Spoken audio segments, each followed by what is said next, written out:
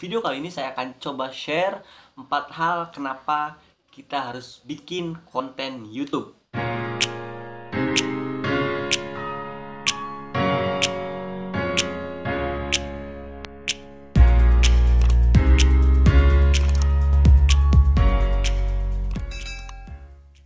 Assalamualaikum warahmatullahi wabarakatuh. Halo teman-teman semua, apa kabar hari ini?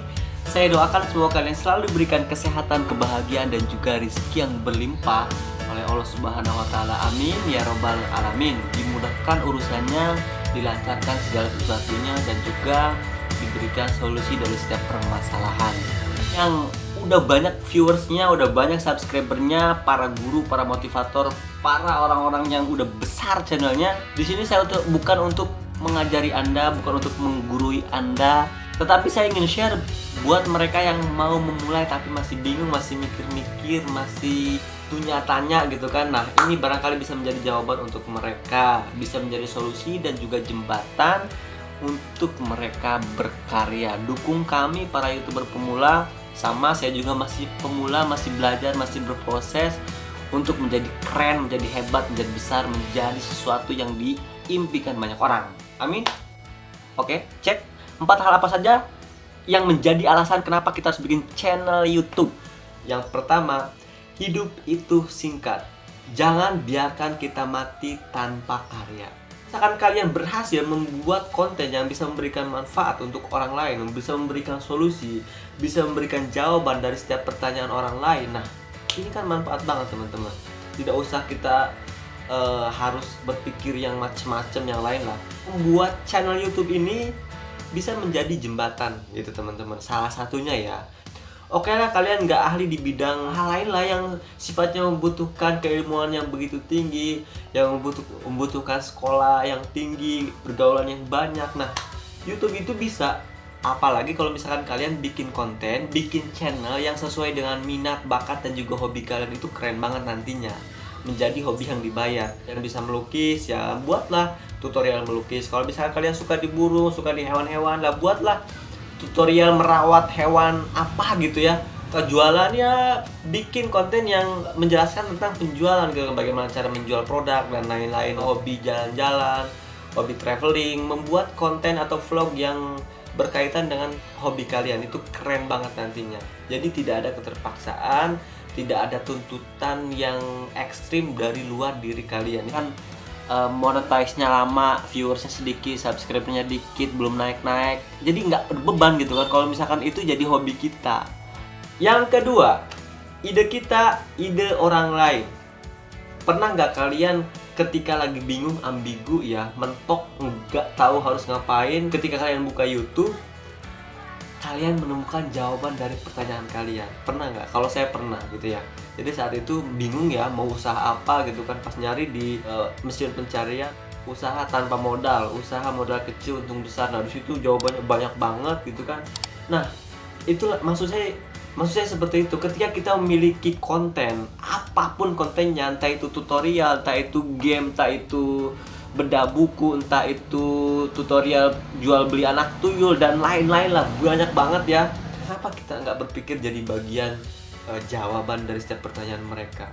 Toh walaupun memang banyak ya, sekarang tuh kan di setiap mesin pencarian banyak banget kita mencari ini banyak, tetapi nggak masalah teman-teman. Paling tidak kita sudah berusaha untuk membuat menjadi yang terbaik. Nah, kayak saya ini kan bedah buku, walaupun banyak di antara teman-teman yang bilang ya, ngasih masukan, ngasih solusi, kenapa sih bikin channelnya bedah buku, nggak channel-channel yang prank gitu kan, channel yang bisa membuat anak-anak muda banyak yang nonton gitu kan, banyak viewersnya, banyak subscribernya, gaming gitu dan lain-lain.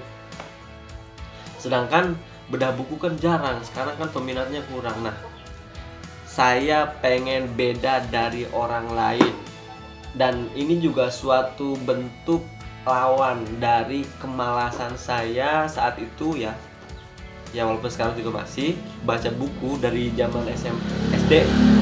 Dari zaman SD, SMP, SMA sampai kuliah itu Dan pada akhirnya saya juga dituntut untuk terus membaca, untuk terus berpikir, untuk terus membuat sesuatu yang baru, untuk terus belajar dan lain-lain. Nah, ini Gampang lah kita viral mah, gampang kita banyak viewersnya, subscribernya kalau misalkan kita sudah berkarya, sudah berusaha mencoba untuk menjadi yang terbaik, sudah menyediakan jawaban dari setiap pertanyaan orang gitu. Biarkan hukum kompensasi yang ngebalas kita. Tenang aja, kalau kita sudah membuat karya banyak, nanti juga ada imbalannya. Yang ketiga, latihan speaking. Kenapa sih speaking ini menjadi penting bagi setiap orang? Karena hampir di setiap sektor, di setiap bidang itu diperlukan kecerdasan speaking ya, kecerdasan untuk berbicara di depan umum. Semua ya, orang tua, guru, businessman, semua sektor gitu perlu kecerdasan speaking ya. Latihan sambil membuat konten, udah pasti kita nanti bakal ahli. Saya juga sama, masih belepotan, masih banyak ya ambigu. Apa sih maksud orang, apa sih, padahal intinya sederhana, tapi kadang ininya nih, karena kita belum profesional. Mereka juga sama, senior-senior ya, yang sudah sukses sekarang, yang sudah besar. Dulunya pasti mereka latihan dengan tentunya dengan repetition ya. Karena ada pepatah mengatakan repetition is the mother of all skill. Pengulangan adalah guru yang terbaik di setiap apapun skillnya. Yang keempat yaitu cari rupiah.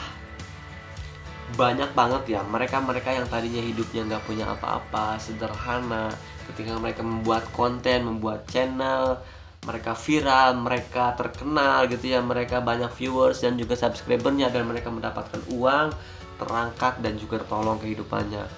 Itu bukan satu dua. Nah ini contohnya nih. Ini juga. Ini mereka yang dulunya kehidupannya biasa-biasa aja, tapi karena mereka berkarya, mereka totalitas, mereka berjuang membuat karya terbaik mereka, sabar melewati prosesnya.